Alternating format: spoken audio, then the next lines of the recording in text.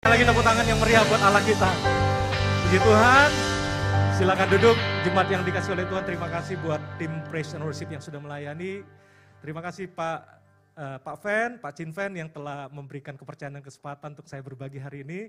Dan Pak Yunus juga di belakang, seorang yang saya hormati.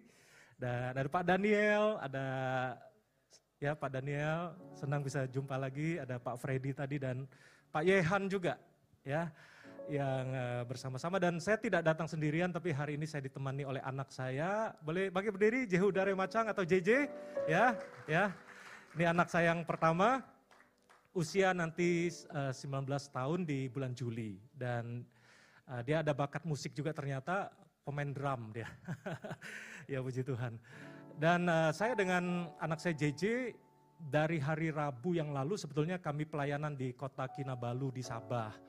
Melayani leadership camp selama 3 hari 2 malam. Dan tadi malam jam 9 malam kami berangkat dari kota Kinabalu ke Johor Bahru.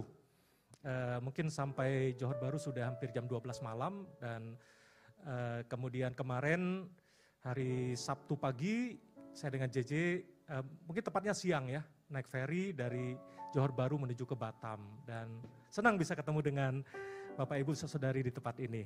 Baik, sudah siap belajar firman Tuhan? Ya, firman Tuhan yang saya kasih judul hari ini adalah Nothing Left. Ini judul yang menarik tentang tidak bersisa, ya. Sebetulnya arah dari yang saya mau sampaikan adalah hidup maksimal bagi Tuhan, itu mengarah ke sana. Mari kita lihat bagian firman Tuhan yang sering kita baca di Markus pasal 12 ayat 41 dan seterusnya. Dikatakan pada suatu kali Yesus duduk menghadapi peti persembahan dan memperhatikan bagaimana orang banyak memasukkan uang ke dalam peti itu. Ya, banyak orang kaya memberi jumlah yang besar. Jadi jelas ya konteksnya, dikatakan Yesus dengan murid-muridnya duduk. Duduk di mana? Duduk di kursi ya. Atau dia duduk menghadap peti persembahan. Jadi Yesus duduk dan memandang peti persembahan. Dan dia memperhatikan bagaimana Tuhan Yesus ini, dia memperhatikan bagaimana orang banyak memasukkan uang ke dalam peti itu. Perhatikan kata memperhatikan. Tuhan Yesus memperhatikan. Berarti dia bukan sekedar melihat secara fisik, secara mata jasmani. Dia memperhatikan. Saya percaya kata memperhatikan itu dia sedang menilai. Dia juga sedang membandingkan sebetulnya. Dan tentunya ada pelajaran rohani yang penting yang dia mau sampaikan kepada murid-muridnya termasuk kita yang hidup di zaman ini. Dikatakan, lalu datanglah seorang janda yang miskin dan ia memasukkan 2 peser, yaitu 1 duit. Ya, dalam bahasa Inggrisnya poor widow, seorang janda yang miskin memasukkan uang yang sangat kecil nilainya, 2 peser yaitu 1 duit. Dan ayat 43 berkata, maka dipanggilnya murid-muridnya dan berkata kepada mereka, aku berkata kepadamu, sesungguhnya janda miskin ini memberi lebih banyak daripada semua orang yang memasukkan uang ke dalam peti persembahan. Ayat 44, sebab mereka semua, ya orang-orang yang banyak itu termasuk banyak orang kaya, mereka semua memberi dari kelimpahannya. Tapi janda ini memberi dari kekurangannya. Semua yang ada padanya, yaitu seluruh nafkahnya. Nah, kita belajar 3 poin hari ini tentang persembahan janda miskin ini. Apa yang kita bisa pelajari secara sederhana? Saya percaya yang pertama adalah persembahan dari janda miskin ini menunjukkan kasih, tindakan kasihnya, act of love. Dia menunjukkan tindakan kasih dengan berkontribusi. Katakan sama saya, berkontribusi. Walaupun uang yang dipersembahkan itu sedikit, nanti kita breakdown nilainya seberapa besar sebetulnya. Dia memberikan persembahan tapi bentuk kasih. Saya yakin dia menunjukkan kasih dengan satu tindakan, bahwa persembahan yang walaupun kecil tapi dia turut berkontribusi sesuai dengan kemampuannya. Karena zaman itu persembahan yang diberikan di kotak persembahan dipakai nantinya buat mengelola atau memelihara bait suci. Kalau ada tempat yang bocor, ada bagian yang perlu diperbaiki, ya dari uang itu.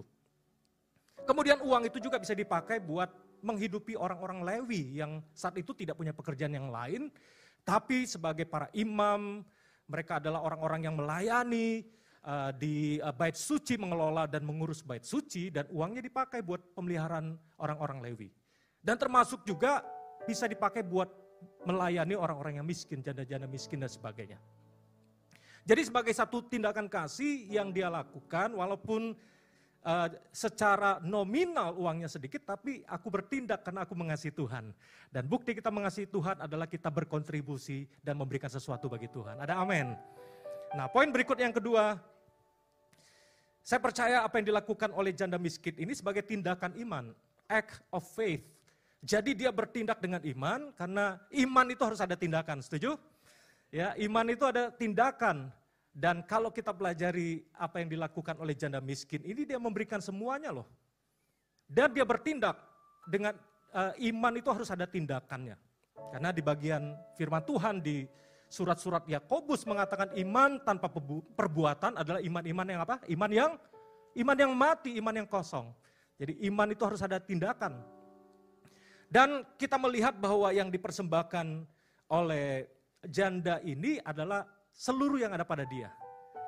Jadi iman dia menunjukkan dia percaya kepada Tuhan karena dia memberikan semua yang ada pada dia. Uang yang ada pada dia. Menunjukkan dia percaya kepada Tuhan dan juga menunjukkan level imannya kepada Tuhan.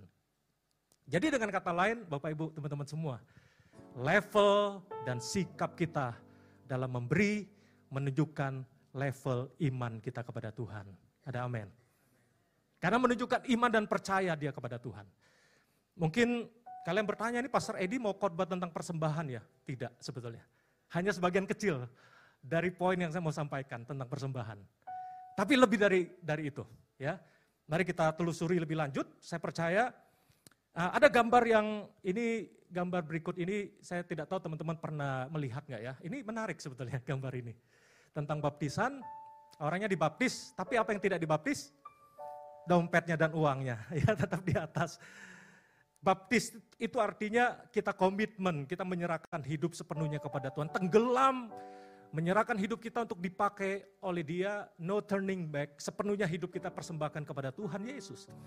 Tapi ini gambaran tentang, gambaran Tuhan, aku mau dibaptis, ya semua yang ada padaku kecuali uangku, jangan dibaptis.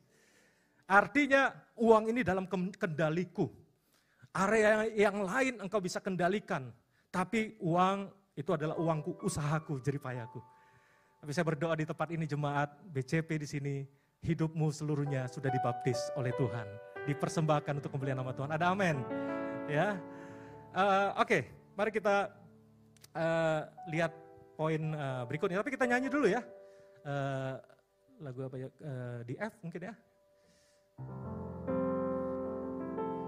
Dengan apa kan ku balas segala kebaikanmu, segenap hatiku menyembahmu Yesus, ku bersyukur padamu. Mari katakan sekali lagi. Dengan apa kan ku balas segala kebaikanmu, segenap hatiku menyembahmu Yesus, ku bersyukur padamu selamanya. Oke, yang terakhir poinnya adalah apa yang kita bisa pelajari dari persembahan janda miskin ini. Saya percaya yang dia berikan itu persembahan yang tulus dan yang terbaik kepada Tuhan Yesus, itu menarik perhatian Tuhan Yesus ya. Dan mari kita lihat sebetulnya yang diberikan janda miskin ini kenapa sampai menarik perhatian Yesus. Mari kita baca terjemahan yang lain di firman Allah yang hidup. Markus 12 ayat 43 boleh ditampilkan ya. Ya. Ia memanggil murid-muridnya dan berkata, janda yang miskin ini telah memberikan apa? Lebih daripada jumlah uang yang diberikan oleh semua orang kaya itu. Hah? Wah, yang dia berikan cuma 2 peser. Tapi di mata Yesus apa? Di mata Tuhan Yesus yang dia berikan ini jauh memberikan lebih daripada jumlah uang yang diberikan oleh semua orang kaya itu. Wah, secara nominal tentu yang diberikan oleh orang kaya itu jauh lebih banyak daripada yang diberikan oleh janda miskin ini. Tapi perhatikan bagian selanjutnya, karena orang kaya, orang banyak itu memberi sebagian kecil dari kekayaan mereka yang berlimpah-limpah. Sedang janda ini telah menyerahkan semua yang dimilikinya. Catat baik-baik pengertian yang Yesus mau sampaikan. Nah, saya ambil lagi dari terjemahan bahasa Indonesia sehari-hari. Dikatakan seperti ini, sebab mereka semua orang-orang kaya memberi dari kelebihan hartanya. Tapi janda itu sekalipun sangat miskin memberikan semua yang ada padanya. Justru yang ia perlukan untuk apa? Untuk hidup. Jadi pemberian dia adalah pemberian hidupnya sebetulnya. Itu yang ada pada dia. Yang dia persembahkan diwakili oleh uang tapi mewakili hidupnya. Kalau orang-orang kaya memberikan, walaupun yang dia berikan nominalnya banyak, tapi itu dari kelimpahan yang dia miliki. Tidak ada rasa sakitnya yang dia berikan orang-orang kaya ini. Tapi janda miskin ini memberikan itu yang ada pada dia. Secara nominal kecil. Tapi dia memberikan yang terbaik, itu mewakili hidupnya. Dan Yesus berkata, apa yang dipersembahkan oleh janda miskin ini lebih banyak daripada semua jumlah uang yang dipersembahkan orang-orang kaya itu.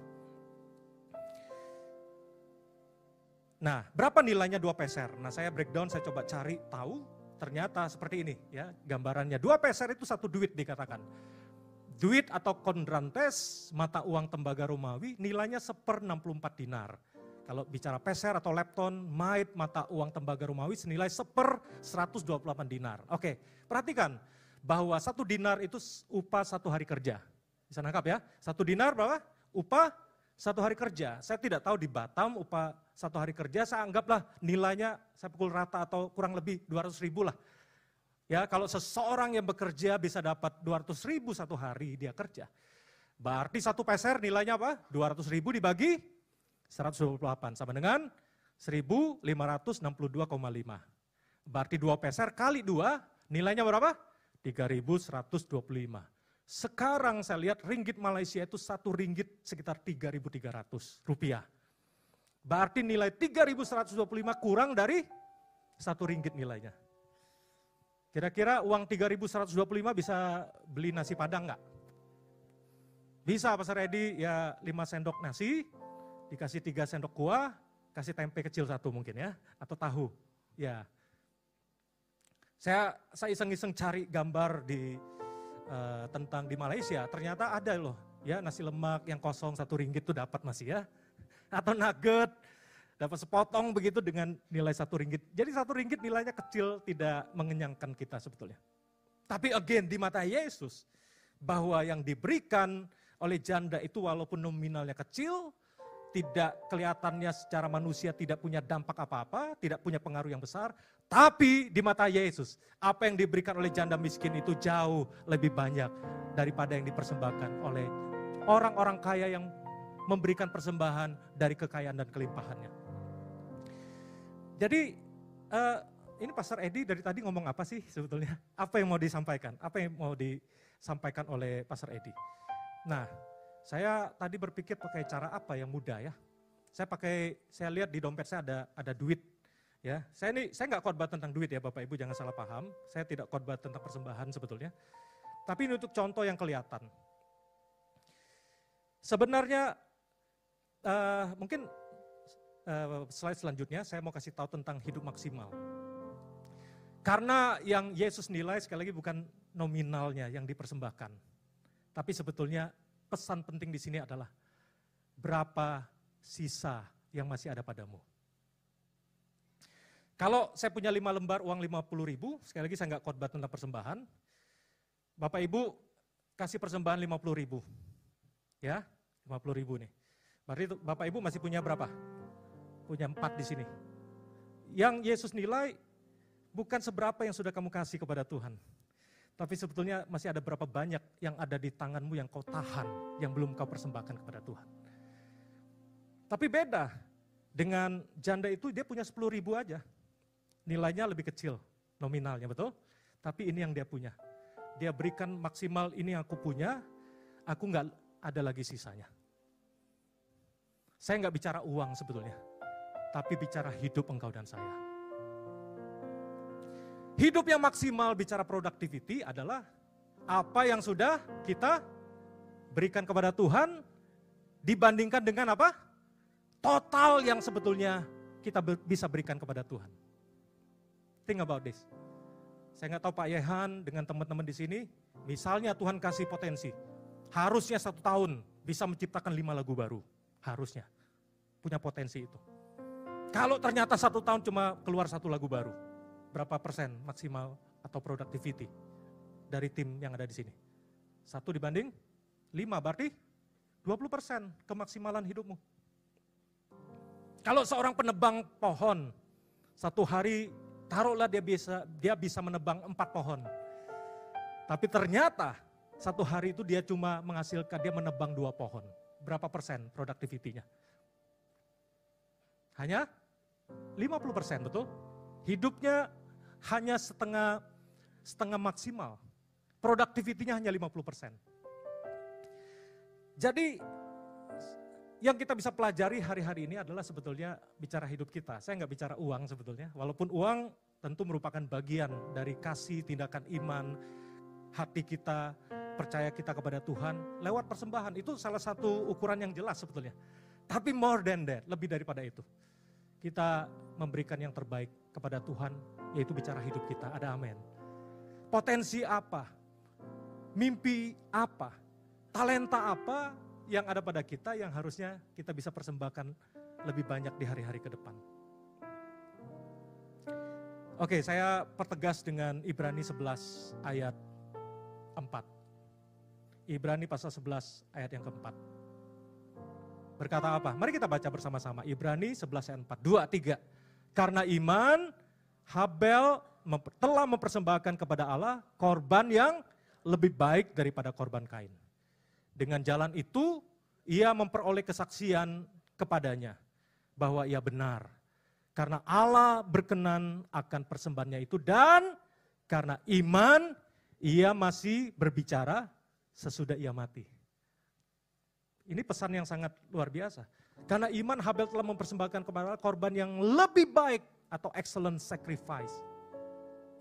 Dan ternyata seseorang yang hidupnya maksimal memberikan yang terbaik bagi Tuhan, ketika dia sudah mati pun, apa yang dia lakukan masih berbicara.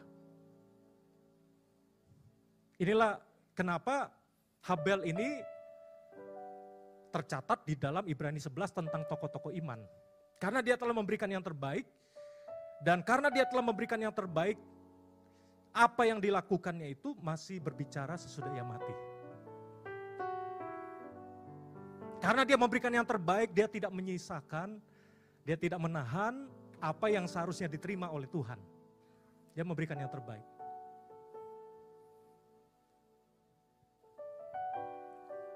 Bapak Ibu yang terkasih dalam Kristus Tuhan,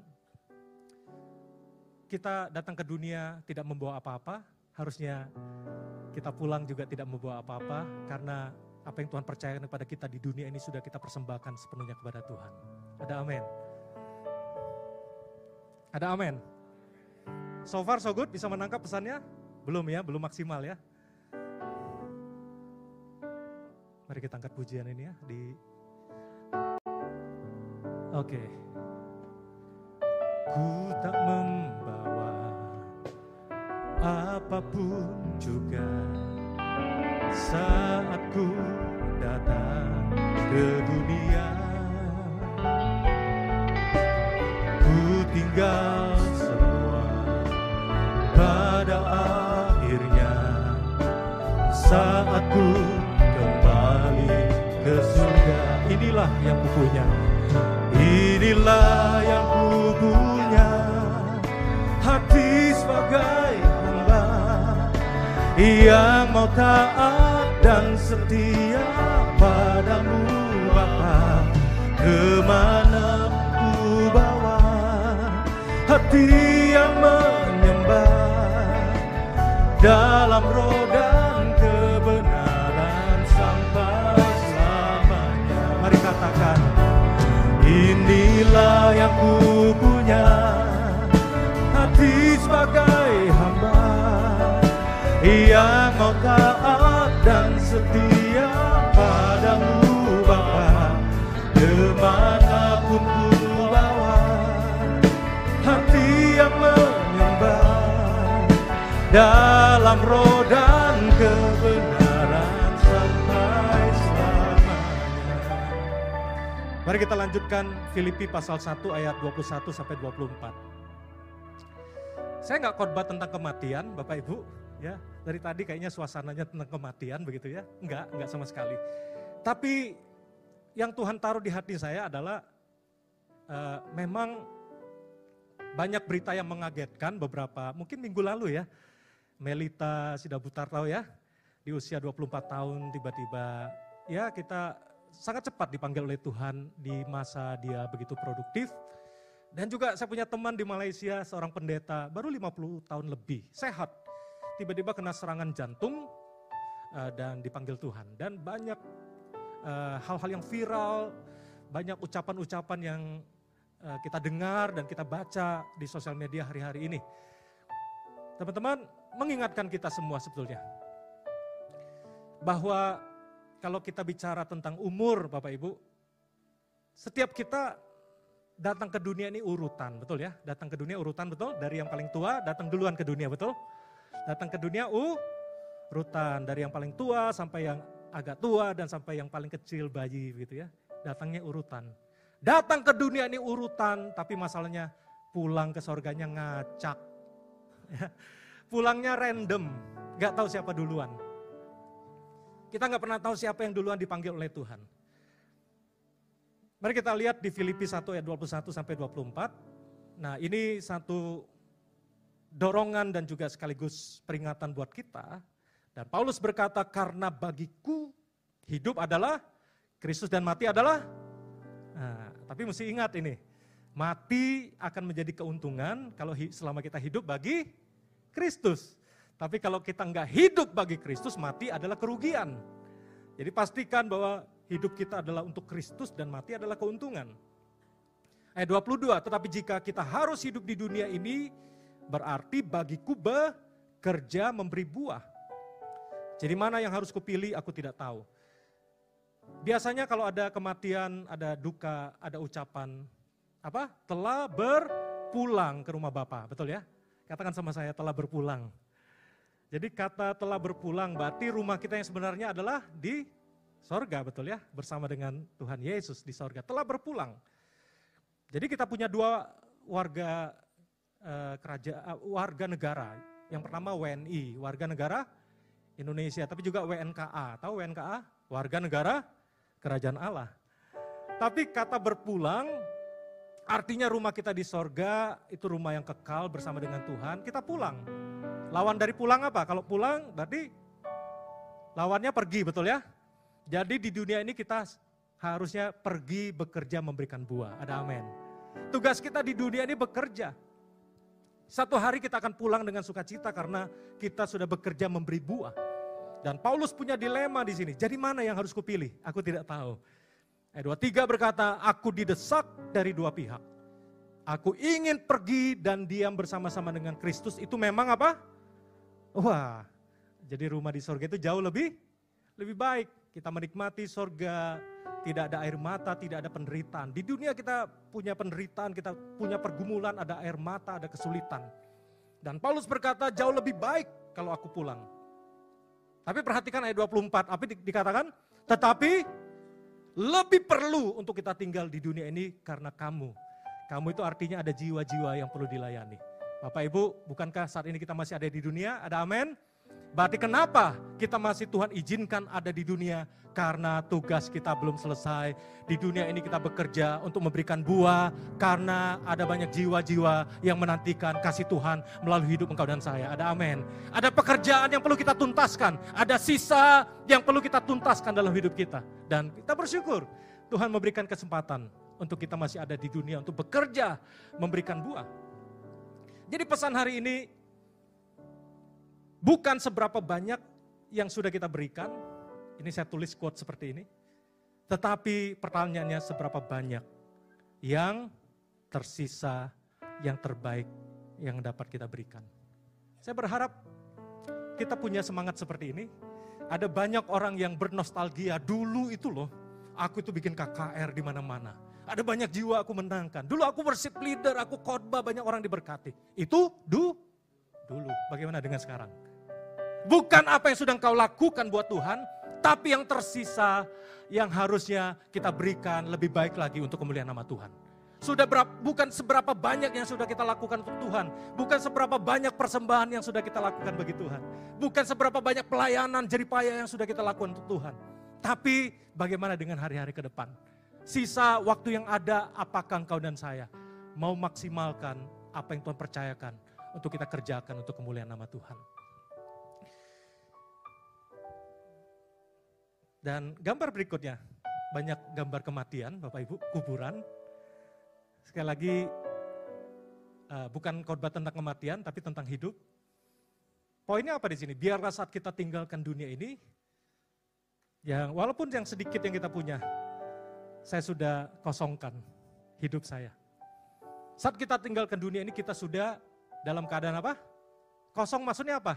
Potensi yang harus saya berikan, jiwa-jiwa murid-murid yang saya gembalakan, khotbah-khotbah yang harusnya saya bagikan, buku yang mungkin harusnya saya tulis, lagu-lagu yang harusnya saya tulis. Potensi apa, dorongan-dorongan, semangat, karya-karya yang saya bisa hasilkan orang-orang yang disentuh lewat hidup saya. Kasih yang saya nyatakan kepada banyak orang, sudah saya lakukan semuanya. Dan kita tinggalkan dunia dalam keadaan kosong maksudnya. Kemudian apa? Tapi apa yang penuh? Hatinya penuh dengan sukacita dan kebanggaan. Karena dia tahu selama dia hidup di dunia, dia hidupnya sudah memberikan yang terbaik. Hidupnya sudah maksimal untuk kemuliaan nama Tuhan. Tepuk tangan yang meriah buat Allah kita. Selidiki aku, lihat hatiku, apakah ku sungguh mengasihimu Yesus. Kau yang maha tahu dan menilai hidupku, tak ada yang tersembunyi bagimu. Telah kulihat kebaikanmu yang tak pernah habis di hidupku. Ku berjuang sampai akhirnya kau dapati aku tetap. Telah kulihat kebaikanmu, telah kulihat kebaikanmu yang tak pernah habis di hidupku. Ku berjuang sampai akhirnya kau dapati aku tetap setia. Saya mau kesaksian sedikit pendek saja, ada gambar waktu saya masih kecil. Saya tidak tahu apakah pernah ditampilkan gambar ini. Ini gambar waktu saya kecil. Saya anak kelima dari 6 bersaudara. Dan Bapak Ibu bisa lihat saya anak kelima yang suka ngumpet sebetulnya. Ya, saya anaknya sangat penakut, pemalu, nggak berani ketemu orang sebetulnya. Kalau lihat dari 6 ini, itu koko saya yang yang paling kanan sana itu, yang di belakang yang laki-laki itu koko yang paling besar, nomor 1, kemudian yang paling kiri itu koko nomor 2, kemudian CC nomor 3, CC nomor 4, kemudian saya nomor 5 yang bersembunyi di belakang koko yang kedua. Dan itu yang paling kecil adik saya. Ini saya nggak tahu gambarnya cukup lucu ya. Maksudnya yang nomor 2, kemudian nomor berapa lagi? Nomor 4 sama nomor 6 berdirinya tegak, betul ya? Bisa melihat nggak koko saya yang nomor 2 itu tegak berdirinya? Bisa kelihatan nggak? Kemudian nomor berapa lagi? Yang CC saya nomor 4 ini. Tegak juga berdirinya, gagah. Sama adik saya yang kecil itu gagah dia. Nggak tahu kenapa bisa begini. Tapi yang nomor 1, koko saya agak miring ya. Berdirinya kurang tegak. Kemudian CC nomor 3 agak kurang berdirinya kurang tegak juga. Tapi yang paling parah yang nomor 5 itu ya. Nomor 5 itu saya. Saya takut, saya bersembunyi, saya gagap waktu kecil nggak bisa bicara dengan baik. Saya kalau di sekolah disuruh membaca, tentang buku begitu ya, baca gurunya suruh membaca, saya gagap dari awalnya suara saya kenceng, lama-lama nggak ada suara sampai habis karena gemeteran. Saya takut ketemu orang. Dan pertama kali khotbah atau berdiri di mimbar, mimpin pujian, saya nggak tahu kaki saya goyang begini. Loh kenapa kaki saya goyang begini? Gemeteran. Saya gemeteran dan saya nggak berani berdiri di depan orang. Dan waktu pertama kali saya khotbah ada kesempatan di gereja, saya pingin cepat-cepat turun, keringetan. Ya. Dan kenapa? Saya merasa gagal khotbahnya. Saya merasa Tuhan, saya nggak punya karunia untuk bicara di depan orang. Saya takut, saya tidak bisa menyampaikan dengan jelas. Dan memang setelah saya cek lagi khotbah saya, ya pantesan jemaat nggak mengerti khotbah saya. Saya juga nggak mengerti saya ngomong apa ini. Ya. Saya pikir Tuhan mungkin sekali ini saja saya khotbah, saya berhenti, saya tidak punya kemampuan apa-apa. Tapi Tuhan kuatkan. Saya begini teman-teman, saya dari kecil tuh suka membaca Alkitab. Suka membaca. Dan kemanapun saya pergi saya bawa Alkitab saya, kemana-mana. Jadi saya sering baca Alkitab, saya menghafal ayat. Jadi waktu kecil saya membawa Alkitab saya kemana-mana. Tahu nggak apa yang terjadi Bapak Ibu? Satu hari nanti Alkitabmu akan membawa engkau kemana-mana. Bisa menangkap pesannya? Bawalah firman Tuhan, Alkitab bersama dengan engkau kemana-mana. Satu hari firman Tuhan itu yang akan mengangkat engkau, akan membawa engkau jadi berkat dan kesaksian bagi banyak orang. Dan Tuhan, wah tepuk tangan Pak. Dan Tuhan transformasi saya. Tapi hal yang simpel yang saya mau kasih tahu kepada Bapak Ibu, gambar yang tadi, lihat saya pegang gitar waktu itu masih kecil, usia saya mungkin 8 atau 9 tahun waktu itu ya, pegang gitar itu. Yang mengajar saya main gitar adalah koko saya nomor 2 itu. Yang ngajar saya 3 kunci, A, D dengan E. Dia ngajar saya 3 kunci, dan bermodalkan 3 kunci itu ya. Saya melayani di sekolah minggu. Karena saya yang paling jago main gitar. Dengan 3 kunci, karena semua teman-teman saya nggak bisa main gitar. Jadi jerang-jerang dengan 3 kunci, mau lagu apapun saya taunya 3 kunci itu. Jadi lagunya, gitarnya jereng-jereng kemana kuncinya, mereka lagunya nyanyinya kemana, tapi saya start untuk melayani Tuhan dengan apa yang ada pada saya. Semua sukacita walaupun nyanyinya kemana-mana, yang penting kita melayani Tuhan dengan sungguh-sungguh. Kemudian saya mulai menyadari ada sesuatu yang kurang nih. Saya pelajari, memangnya kuncinya cuma 3 ya. Oh ternyata saya kuasai nanti 12 kunci mayor. Oh dengan 12 kunci, kemudian ada 12 kunci minor. Nah, kalian mau nyanyi lagu apa aja, saya bisa cari pasangannya, kombinasinya, ketemu. Bisa ngiringin lagu apa aja, nada apa aja. Saya ketemu dengan jurus-jurus seperti itu. Saya belajar sendiri, saya kembangkan diri. Tapi poinnya, bukan untuk kebanggaan saya, cuma saya mau kasih tahu, saya sudah pelayanan dari usia kecil. Tahun ini di bulan Juli usia saya 51 tahun. Jadi sudah melayani Tuhan 40 tahun lebih. Dari kecil bisa jenuh nggak kira-kira? Bisa bosan nggak? Udah lama melayani. Tapi firman Tuhan mengingatkan kita nothing left. Bukan seberapa lama engkau sudah melayani Tuhan. Walaupun dari kecil, tapi pertanyaannya bagaimana dengan seterusnya?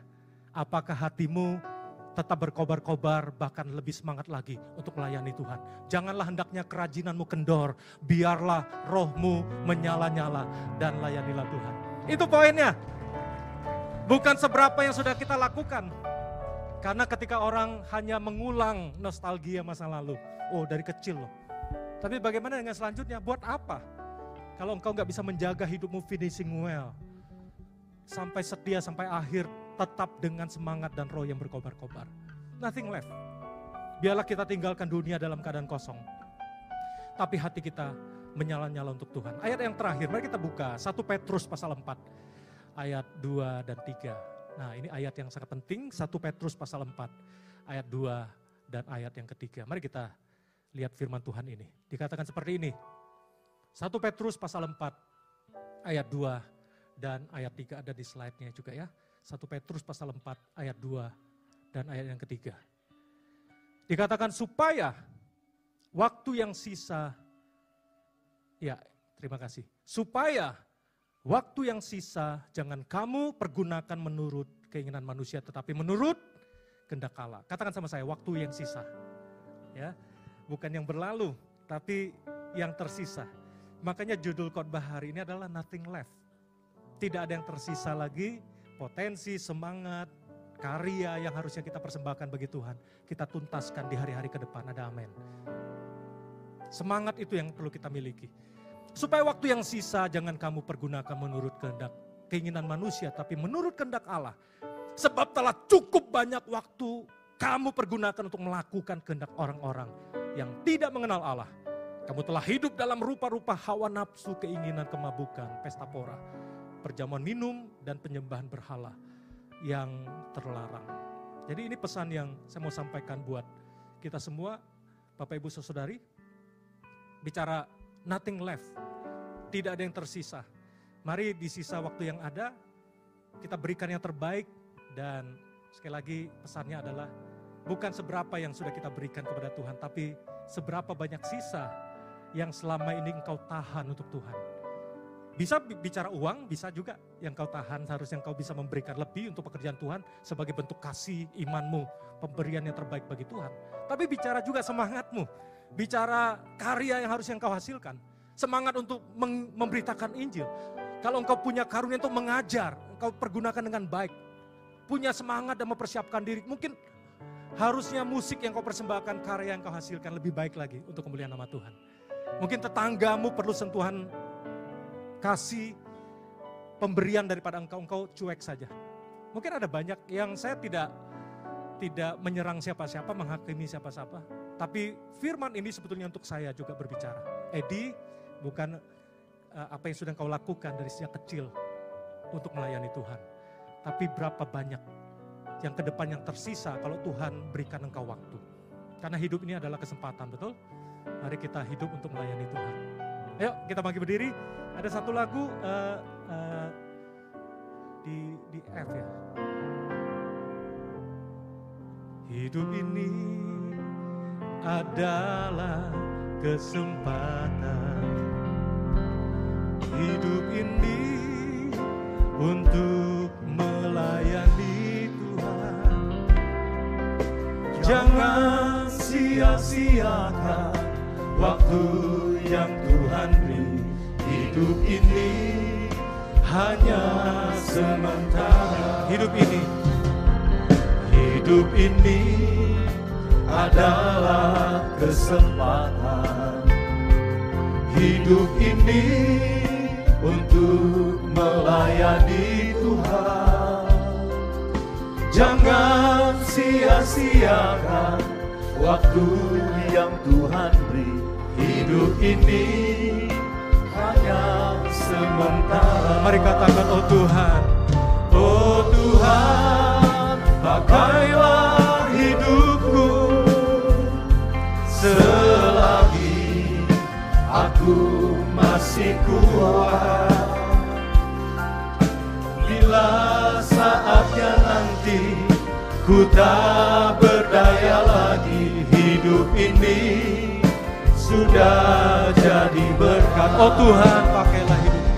Oh Tuhan, pakailah hidupku selagi aku masih kuat. Bila saatnya nanti ku tak berdaya lagi, hidup ini sudah jadi. Mari yang terakhir katakan, oh Tuhan, oh Tuhan, pakailah hidupku selagi aku masih kuat. saatnya nanti ku tak berdaya lagi, hidup ini sudah jadi berat. Mari kita berdoa. Bapa Surgawi, Engkau lihat anak-anak-Mu di tempat ini Bapa. Tuhan, biarlah hari ini Engkau ingatkan ada berapa banyak yang kami masih tahan-tahan. Mungkin yang menahan itu adalah kesombongan kami, keegoisan kami mementingkan diri sendiri. Kami merasa serakah, kami merasa nggak pernah puas, nggak pernah merasa cukup Tuhan. Mungkin yang menahan adalah trauma, ketakutan, luka-luka, kekecewaan yang pernah kami alami. Tuhan, mari Engkau sembuhkan setiap umat-Mu di dalam nama Yesus. Yang menghalangi kami untuk radikal bagi Engkau. Mungkin ada banyak perlakuan yang buruk kami terima. Atau mungkin kegagalan yang kami alami. Apapun bentuknya Tuhan, mari Engkau ingatkan kami. Anak-anak-Mu di tempat ini ya Tuhan, Engkau merdekakan kami hari ini Tuhan. Sebab kami punya freedom, punya liberty in the Holy Spirit. Sehingga karunia-karunia kami muncul untuk melayani Engkau. Nothing left. Kami tidak menyisakan apa yang seharusnya kami persembahkan bagi Engkau ya Tuhan. Berkati umat-Mu di dalam nama Yesus. Engkau ingatkan apa yang ada pada mereka ya Tuhan. Boleh jemaat Tuhan angkat tangan kananmu kepada Tuhan, letakkan tangan kirimu di dada. Hari ini kalau Tuhan ingatkan ada sesuatu yang kau tahan. Karena Tuhan bertanya kepadamu bukan apa yang sudah engkau persembahkan. Tapi berapa banyak sisa yang terbaik yang harusnya engkau persembahkan. Sehingga satu hari nanti ketika engkau tinggalkan dunia. Walaupun engkau sudah tidak ada di dunia ini. Tapi apa yang kau lakukan tetap berbicara, tetap berdampak bagi banyak orang. Tuhan, aku berdoa untuk seluruh umat-Mu di dalam nama Yesus. Ampuni kami, cabut setiap kesombongan, cabut segala keegoisan di dalam nama Yesus. Setiap luka-luka trauma disembuhkan di dalam nama Yesus. Biarlah hari ini kami memberikan yang terbaik bagi Engkau. Engkau layak menerima yang terbaik ya Tuhan. Hari ini Engkau ingatkan kami di banyak bidang kehidupan. Harusnya kami berkarya lebih lagi Tuhan. Mungkin dalam bisnis kami akan mementor banyak orang. Akan menolong pebisnis-pebisnis yang baru. Untuk mereka juga diberikan jalan. Ada ide, ada konsep, ada nasihat. Yang harusnya kami bisa bagikan kepada banyak orang. Sehingga banyak orang tertolong lewat kehidupan kami. Dan hidup kami berdampak jadi terang dan garam dunia dimanapun Engkau tempatkan kami. Mari pakai hidup kami Tuhan untuk kemuliaan nama Engkau ya Bapa. Terima kasih Tuhan. Mari kita puji, kita sanjung Dia. Haleluya. Oh, Engkau baik Tuhan. Terkasih Kau segalanya Yesus. Mari katakan Kaulah segalanya. Kaulah segalanya di dalam hidupku. Dalam hidupku, kerajaanmu, kebenaranmu, itu bagian. Hanya Engkau yang kami pandang Tuhan, Kaulah yang ku pandang.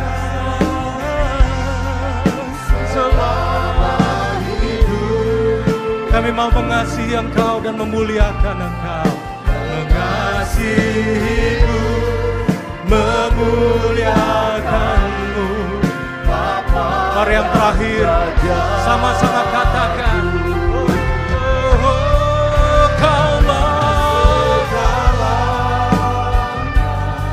Di dalam hidup kami Tuhan, dalam hidupku,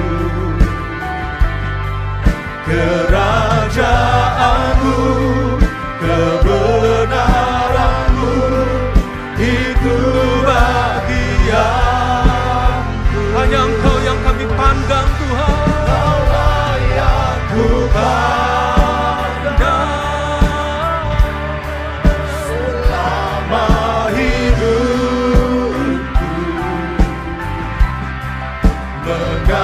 Mengasihimu, memuliakanmu Bapa. Mari yang terbaik sekali lagi katakan. Kaulah segalanya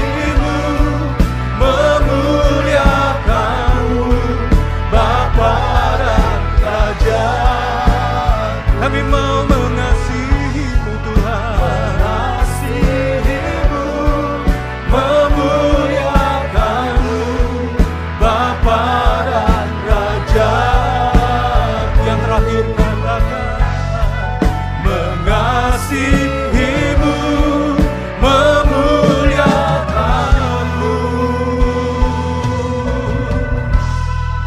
Bapa dan Raja. Mari tepuk tangan yang terbaik, kemuliaan bagi Allah kita di tempat yang maha tinggi, dulu, sekarang, dan selama-lamanya. Terima kasih Yesus. Kami terima firman-Mu Tuhan untuk hidup kami, sehingga mulai hari ini dan seterusnya Tuhan, kami lebih semangat lagi untuk mengasihi Engkau dan melayani Engkau dan memberikan yang terbaik bagi Engkau. Di sisa hidup kami, kesempatan yang ada, biarlah kami hargai untuk kami semakin berkobar-kobar Tuhan. Jadi berkat untuk keluarga kami, kantor di mana Engkau tempatkan kami, komunitas, gereja, di dunia bisnis, di setiap area kehidupan, kami boleh memberikan nilai tambah buat orang-orang sekitar kami. Memberikan pengharapan dan semangat buat sekitar kami Tuhan. Biarlah kami tidak pelit Tuhan. Biar kami lebih generous, lebih murah hati. Karena firman Tuhan berkata, the world of the generous get larger and larger. But the world of the stingy get smaller and smaller. Kami aminkan firman Tuhan berkata, dunia orang yang murah hati, dunianya akan diperluas, diperlebar oleh Tuhan. Tapi dunia orang pelit, dunianya akan menjadi sempit dan sempit. Kami percaya hari ini Tuhan, Engkau akan perluas dunia kami, impact kami, pengaruh kami untuk banyak orang. Saat kami murah hati, saat kami memberikan yang terbaik, saat kami punya kasih buat sekitar kami memberikan pengharapan dan nilai tambah untuk sekitar kami berkontribusi, maka Engkau akan pakai hidup kami untuk kemuliaan nama Engkau dan jadi berkat bagi banyak orang. Kami terima firman Tuhan dengan ucapan syukur dan sukacita, dan kami mau menjadi pelaku firman. Di dalam nama Tuhan Yesus Kristus, orang-orang yang mau hidupnya maksimal, katakan bersama-sama, amin. Haleluya.